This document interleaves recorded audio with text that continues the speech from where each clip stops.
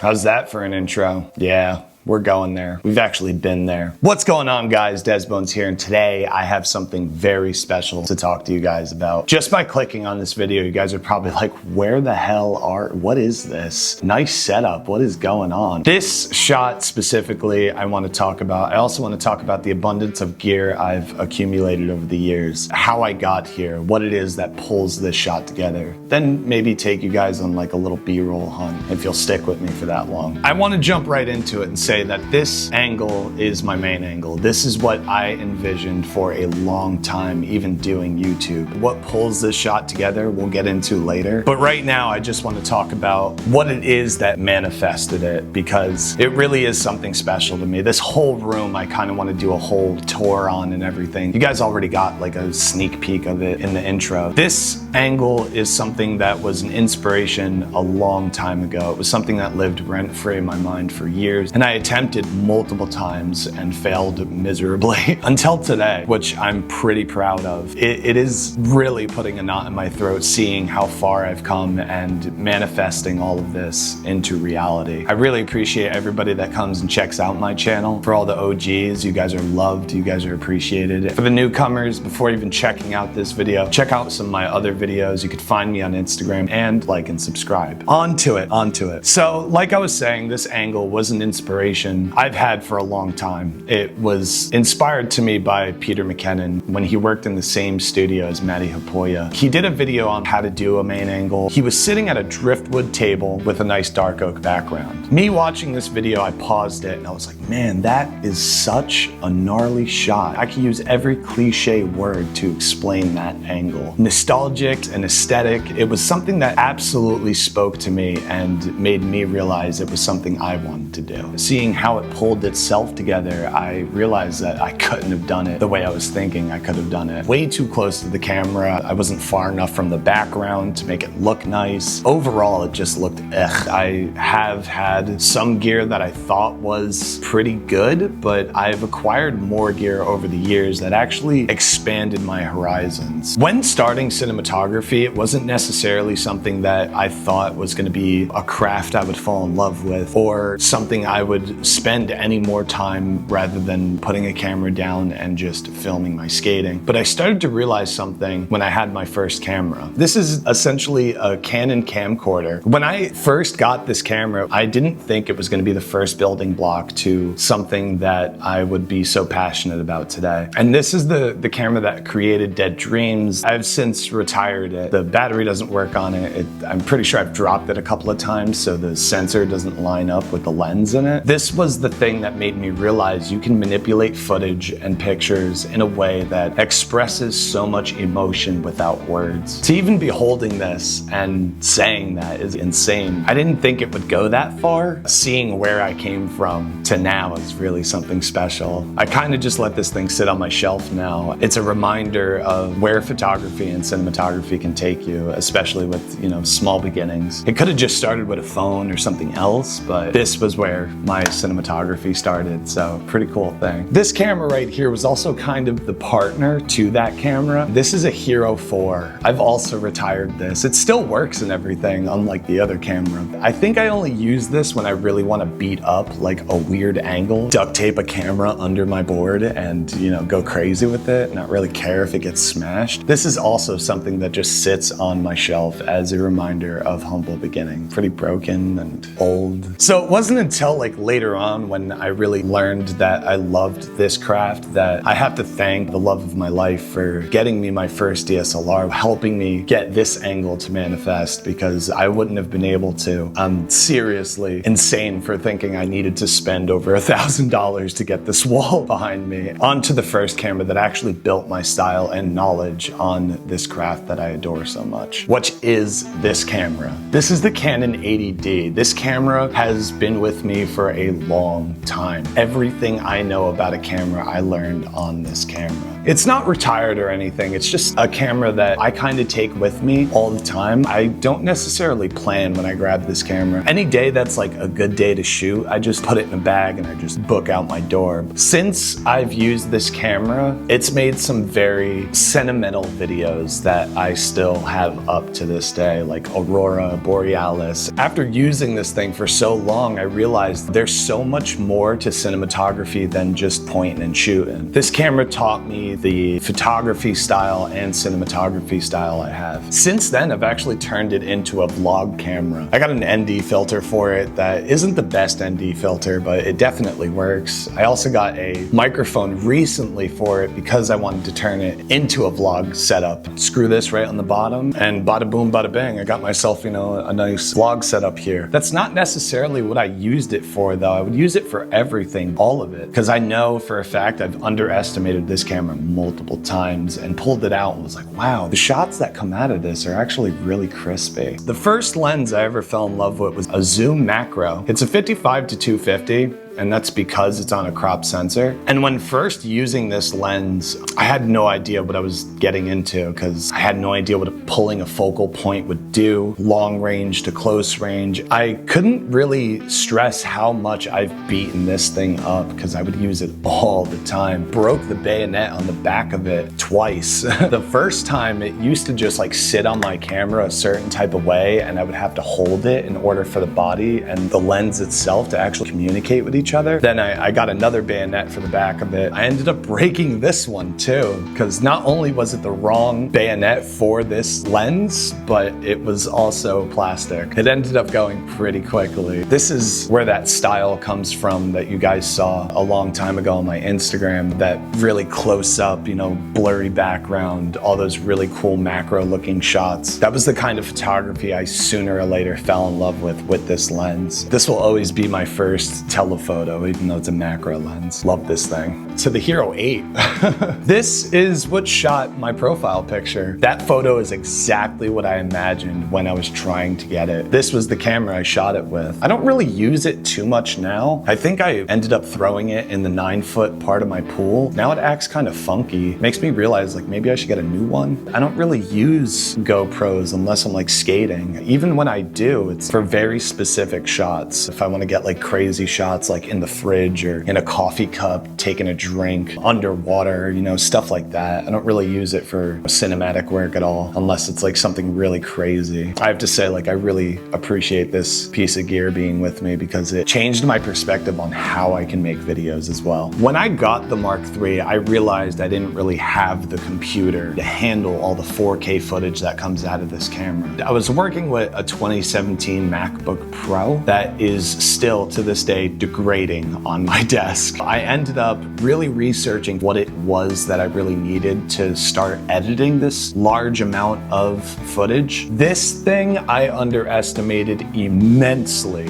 when it hit my table. I was like, man, how can this little computer right here handle that much? And I was wrong for saying that. Once I hooked this thing up and I threw 4K footage into it, curb stomping it with so much speed, I don't even think I could have comprehended that. Super proud that I looked into it before underestimating it and totally throwing it under the rug altogether. Me and this thing are companions, unlike my 2017 MacBook. That computer made me struggle so much. The whole 9 yards was not easy to do. Even though it could handle some stuff, this chews teeth and shits bone, I have to say. I don't think I've ever had anything this powerful, to tell you the truth. Now back to the 1DX Mark III. This is the camera you guys are seeing me through, and this camera blows a lot of things I've worked with out of the park. This camera is something that I only use specifically when I have something planned and scripted. If I'm gonna utilize this camera, it's gotta be for a good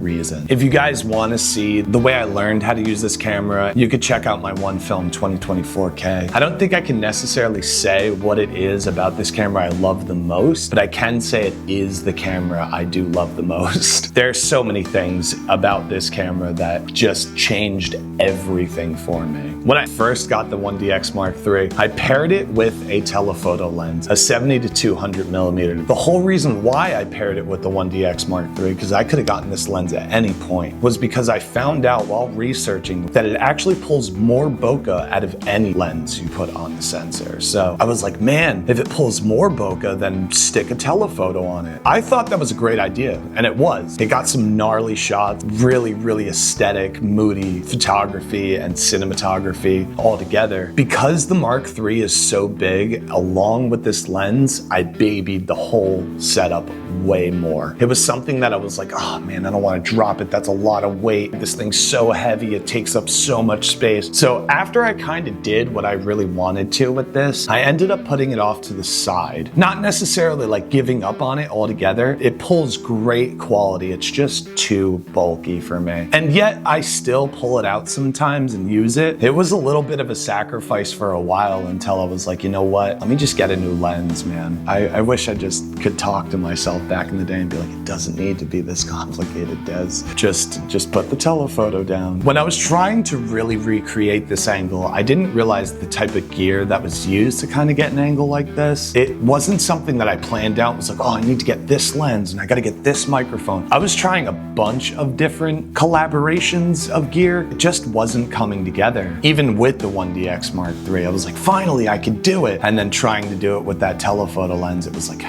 damn it, what is it that I've got wrong? Once I put a 50 millimeter on this thing, it was like I could bring it anywhere now. I could bring the Mark III everywhere. I could stick it in a bag, pull it out, snap, snap, snap, put it back in the bag without being like, that's when I was like, man, maybe I don't need a crazy microphone for this. So I looked online and I ended up actually running into this. This is the DJI Mic Mini. I got the carrying case, the charging case, 2 microphones, the receiver for under $90. A steal. I think you guys remember I was working with a Zoom. It was a high quality microphone, but it just was too complicated to get audio from that microphone because I would have to work off of 2 different SD cards and then I would have to clap sync it, and it was just way too complicated. After looking into microphones and finding this, it made my life so much easier. That's when I found out this shot came pulled together so seamlessly, because I was like, man, now I don't need a huge microphone sitting on my desk. I don't need to clap sync anything. I just plug it in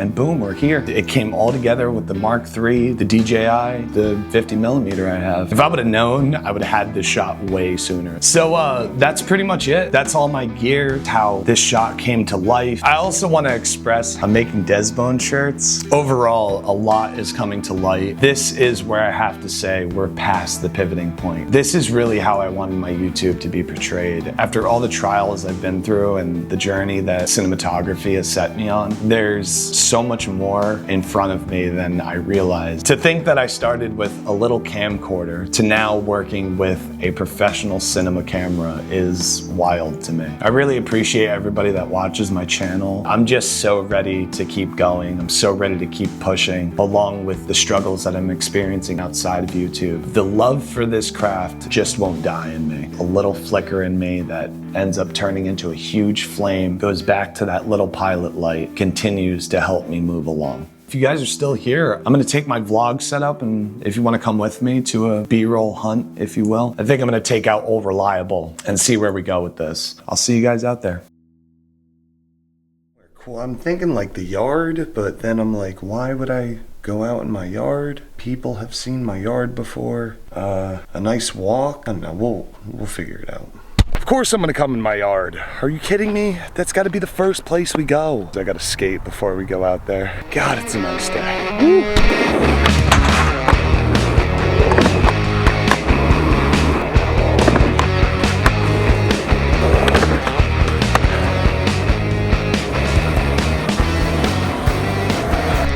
And that is why they call me Desbones, okay? For people that don't know, this is my yard. Like, it's my yard. So I don't really know where to go from here, to tell you the truth. Said I was gonna start a vlog, and this isn't really a vlog. It's more of like adventure to find B-roll. And that adventure starts right now. So we're going to a spot I filmed a long time ago that I butchered horribly in my one B-roll film 2024K. And I just want to go there again because that really hurt me when I came back and I realized that it wasn't even at 60 frames. This is one of my favorite spots to go to when I can. It's a beautiful scenic spot. Figured I'd bring you guys there today. We're doing it. We're doing it. I told you we were doing it. I'm such a happy man. There are cool spots around here that are underestimated, honestly. Come on.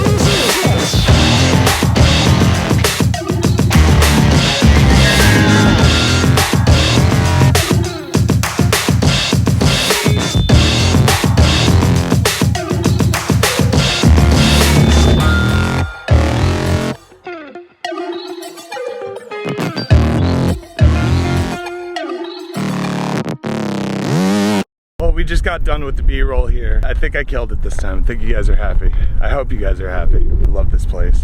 I'm going to f***ing claw my eyes out. Oh my gosh. You know what sucks about this? I tried doing this video twice. This is the second time I'm trying to do this video. And let me tell you something, okay? Editing talking head stuff, not a good idea. It's why I don't do vlogs. I hate it. It's just not something I'm gonna do. It's not the reason why I started cinematography. The real reason is that cinematography is a language that I didn't know how to speak, but I knew I had up here. So it wasn't until I found cinematography that I was like, whoa, I could take these rose-colored glasses off, put them on other people's heads. I could pull the eyeball out of my head and stick it into anybody else's head and let them experience all the memories and all the emotion that I have without saying a word. So that's, I think, the true feeling and passion I have behind cinematography. Let me try and put this in your head, right? And now, like, that blows my mind. And if you guys have been here for this long through my channel, and seeing the progression of how this has happened, it should blow your mind just as much as it blows mine. Because this is insane. This is nuts. Never thought I would fall in love with cinematography. Even as a kid skateboarding, like I never thought I would fall in love with cameras. It really is something wild in my mind. And I mean, like, the shot, the Desbones tee. If I would have told my younger self, like, you're gonna have merch, you're gonna have a professional cinema camera that's worth any car that you've ever bought, and you're gonna have a studio in your house, I'd be like, yeah, right. Yeah, right. Get out of here. I probably never would have done it either if I would have just been like, oh, I guess it's just gonna happen. It's really mind-blowing. It's insane, man. It puts a huge knot in my throat, for real. And to think I'm going through kidney failure too. Like, I sacrificed a kidney for my dreams, man. And I did it within the amount of 10 years. That's wild. I have a Mac Mini studio. This isn't something that just comes to you overnight. I'm not just like, oh, I want to be a professional cinematographer now. It's insane to be finally sitting here. I'm doing it, dude. To put this out there, if you guys are still watching after the B-roll and everything, I went through kidney failure, as you guys know if you watched 2024K a year ago. I still have the nephrostomy tubes in. Tomorrow I start my first session of dialysis, so it's gonna be a crazy journey from here on out. Definitely. I'm really passionate about what I do. I'm really set on what I do. For the people out there that are just watching this, man, if you started here and, you know, if you're somebody from the future looking back at this video and seeing how far I went from where I am, it's crazy to say that, you know, some people go through hell just to get to heaven, man. And if you're going through hell, why stop there? It's not something I'm just doing for fun. You know, I really love doing what I do, and I'm hoping I get to do it even more. But anyone that's out there that's ever experienced, you know, hardship and stuff, let that stuff build you. Don't hold it as a trophy. Hold that stuff inside and drive it to your passion. I see too many people out there go, oh yeah, you know, I don't do that because of this. I don't want it because of this, you know. It's the equivalent of somebody being like, I used to skateboard, but I fell. With skateboarding, you know, the only thing I've ever learned is like, if you stick through the passion something, if you stick through the hard times, if you stick through the pain, you get something. You're rewarded with something sooner or later. I think that's what this craft is trying to teach me too. I was supposed to be doing bloopers here. To do shout outs, thank you to my dad. I appreciate you, Dad. Thank you for everything you've done for me, the motivation you've given me. Thank you to my best friend that I grew up with. You know who you are. Love you, man. I wouldn't be the person I am without you. Thank you to the love of my life for helping me with so much, and also character building and the heart in my chest that you've built. Thank you to my grandmother, who is no longer with us, my sister, who is no longer with us, and just a whole bunch of other people I can't really name right now. I wouldn't be the person I am without any of you, honestly. So I hope you guys enjoyed this video. I'll see you guys next time for something I don't think anybody's ready for. Peace out.